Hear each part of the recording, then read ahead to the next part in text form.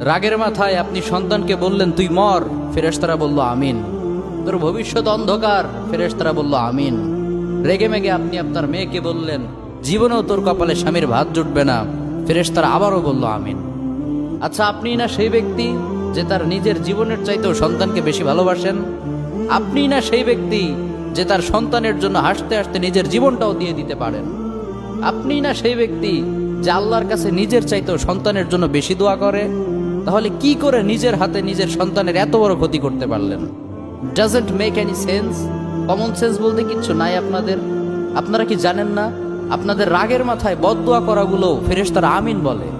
দাওয়াতুল ওয়ালিদ আলা ওয়ালাদি, বাবা মা তার সন্তানের জন্য যেই দোয়া করে সেটা ভালো হোক কিংবা বদদোয়া হোক, আল্লাহ সেটাই কবুল করে নেয়।